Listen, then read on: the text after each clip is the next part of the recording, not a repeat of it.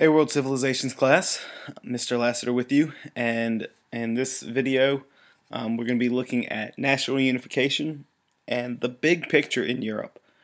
Really, we're going to be seeing kind of an end to this balance of power, a movement toward a Europe that is in competition with one another, leading to imperialism in the late 19th century, and of course World War I in the early 20th century, as well as some other wars along the way. So let's look at our goals. A few questions for you. Had the Crimean War destroy the concert of Europe? And if you don't remember from your reading, we will talk about what the concert of Europe is here in just a second. How did the rise of nationalism lead to the unification of Italy and Germany? And then what reforms did other European countries take in order to avoid revolutions? A lot of vocabulary words, so make sure you can identify these terms as we go. So let's begin with the concert of Europe. Of course, in 1815 we had the Congress of Vienna, which is where those European countries, the major powers, got together to establish a balance of power and redraw lines following the Napoleonic Wars.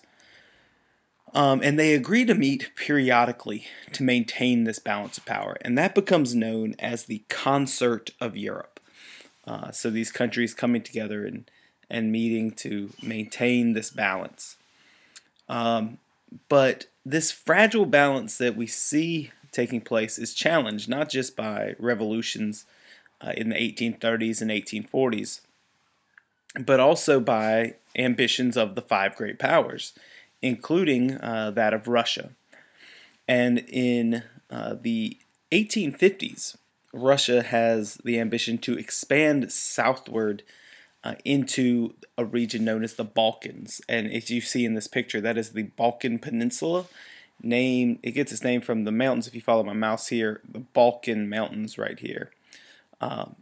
And Russia had a desire to move into that region that had been controlled by the Ottoman Empire. And if they could gain access to that region, they could control trade and shipping in the eastern Mediterranean Sea and hope to challenge kind of this British naval dominance England had over basically the world at the time. So what's going to happen here as they move into this region is we're going to see war break out. In 1853, Russia invades the Turkish Balkan provinces, and the Ottoman Empire, in response, declares war on Russia. Now, the Ottomans are based out of Turkey and the Middle East, but nevertheless, Great Britain and France, these two liberal nations, ally with the Ottoman Empire to fight against Russia and the expansion of Russia. And so this Crimean War, which is actually fairly poorly planned and fought, becomes kind of a major turning point in world history. We consider it kind of the first modern war. It's the first war that uses a lot of railroads to move troops in and out, uses modern weaponry, uses the telegraph to communicate with troops on the front lines. We see trench warfare and things like that in the Crimean War. And the Russians face extremely heavy losses, which forced them to seek a peace in 1856, a few years after the war began. Of course, the war leads to a complete end of this concert of Europe. Austria, which had been a major ally of Russia, basically becomes an enemy of them because they don't support Russian expansion into this region because they feel like it challenges them and, of course, challenges the balance of power in Europe. Of course, Great Britain and France now fighting war with Russia causes Russia to withdraw from European affairs for about the next 20 years.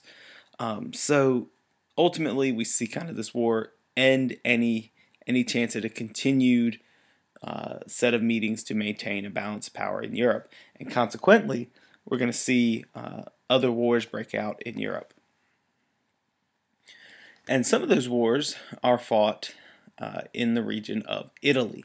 Now, keep in mind, in 1850, Italy was broken up into several states. We had Piedmont and Sardinia, regions controlled by Austria, including Lombardy and Venetia. We had the Kingdom of the Two Sicilies on the island of Sicily in southern Italy. You can see them on the map here. But after 1848's failed revolution in Italy, Italians began to see unification as a possibility, though one they're going to have to really work for. And they really looked to the Kingdom of Piedmont to lead this case. And so the King of Piedmont appoints this guy, Camillo di Cavour, to lead them against Austria. He becomes prime minister, and he actually kind of looks to expand economically the region of Piedmont to make money in order to support an army to fight against Austria. And so they raise an army and successfully defeat Austria and unite much of northern Italy. And they actually allied with France against Austria in this. And so different regions of northern Italy join the Kingdom of Piedmont, including Lombardy and regions of northern Italy. At the same time in the south, Giuseppe Garibaldi had raised an army which basically overthrew the government in Sicily and took over most of southern Italy. And he turns over his territory to Piedmont, and a new Kingdom of Italy is declared in 1861, a unified Italy. Venetia is added after a short war where Italy allies with Prussia against Austria, and then Rome, which was controlled by the Pope, that's added in 1870, becomes the capital of a united Italy. Really the first time we see Italy completely united since the Roman Empire. Now, German unification is going to happen during this time period too, but it's going to happen very differently. Still a nationalist movement, however. But German unification, of course, if you remember back, the German states had a revolution in 1848, which tried to set up this Frankfurt Assembly, which ultimately kind of fails to make changes. And so many Germans looked to the most powerful state in the region, Prussia, for leadership during this time. Of course, they were known for their king, King William I, who you see pictured there on the left, and for their militarism. The legislature, though, at one point refused to levy new taxes that King William asked for in order to support their strong military. And so he basically appoints the guy you see pictured on the right, Otto von Bismarck, to be the prime minister of Prussia. And from 1862 to 1866, Otto von Bismarck basically rules Prussia without input from the legislature. He just kind of does what he wants in order to raise a strong military and eventually unite Germany. So starting in 1866, Prussia fights wars first with Denmark, then with Austria, and they organize what becomes known as the North German Confederation. And that German Confederation had a rivalry with France.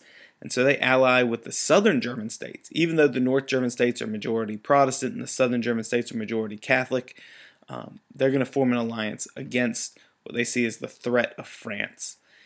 And in 1870, another war is going to break out. This one's called the Franco-Prussian War, meaning it was between France and Prussia. And so we see the Prussian-German alliance of their forces defeat the French. They end up signing a treaty in 1871. And the southern states officially join up with these this northern confederation. And William I, who was king, is proclaimed Kaiser or Emperor of the Second German Empire. The First German Empire being the Holy Roman Empire. This might be familiar because Adolf Hitler in World War II will consider himself the leader of the Third Reich, or the Third Empire. Anyways, the military might that is evident in Prussia, and then of course now in all of Germany at this time, and the industrial resources that are present in this large region of Europe now make Germany the strongest power in Europe. So, combination of Russia's loss in the Crimean War, Austria losing territory to Italy, and the unification of Germany here, we see Germany kind of emerge as the most powerful country on the European continent. Of course, Britain will have a strong worldwide empire at the time.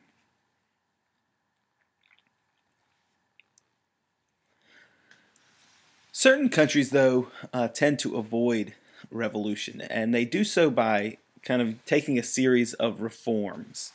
So in Great Britain, they completely avoid revolutionary upheavals in the 1800s. They did this really by expanding the right to vote to the industrial middle class and by continuing to make reforms. So Parliament would continue to reform to try to meet the demands of the working class and the middle class.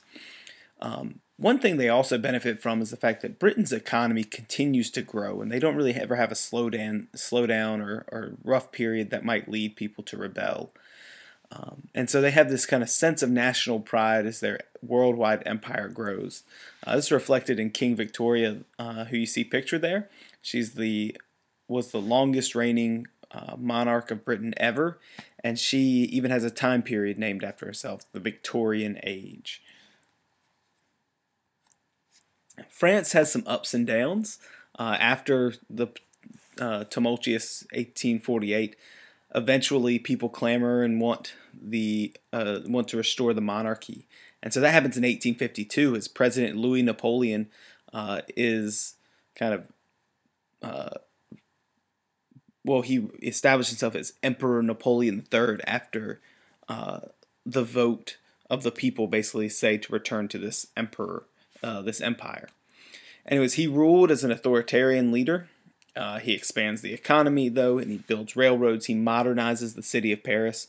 Some of this strategically. They take these small streets and they make them huge boulevards. And one of these reasons is that helps move military around the city much more easily in order to put down possible revolutions. But he does control the entire government. He limits civil liberties in France. And so we see kind of more oppression of revolutionary ideas for a time. But ultimately, opposition will arise by the 1860s, and he liberalizes his regime. He gives the legislature more power, giving the people what they want in order to avoid further revolution. The Second Empire, of which he was the emperor, is eventually going to fall after that Franco-Prussian War, though.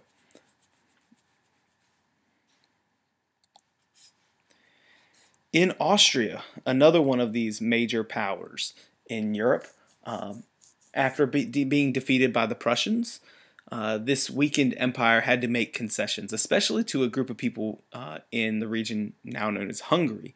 These very nationalistic ethnic group, the Hungarians. And so in 1867, Austria reaches a compromise to create a dual monarchy.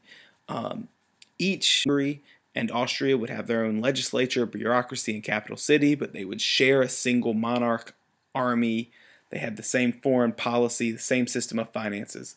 So they could be seen as one country. However, internally, their domestic policy kind of operated as two different countries. And so that's why Austria becomes known as Austria-Hungary, or the Austro-Hungarian Empire. And this makes Hungarians very happy. They get a lot more say and self-rule.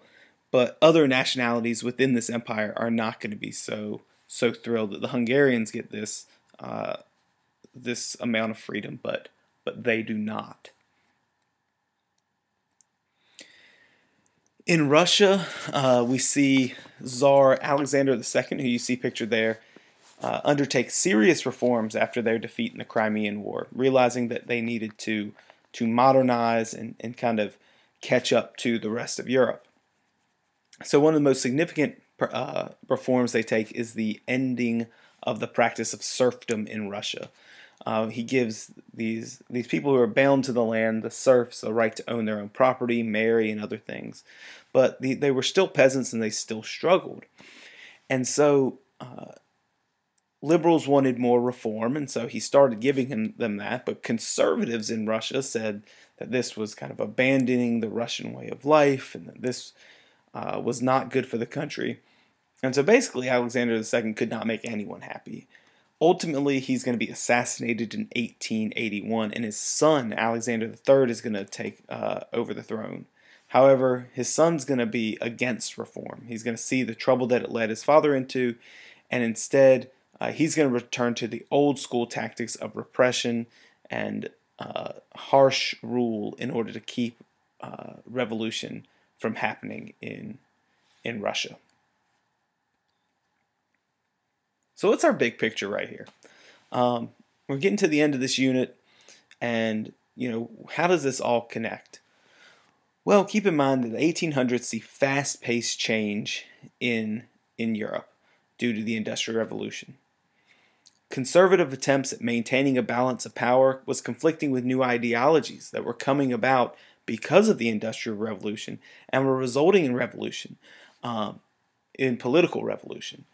And being met with oppression from governments who were trying to prevent change from happening.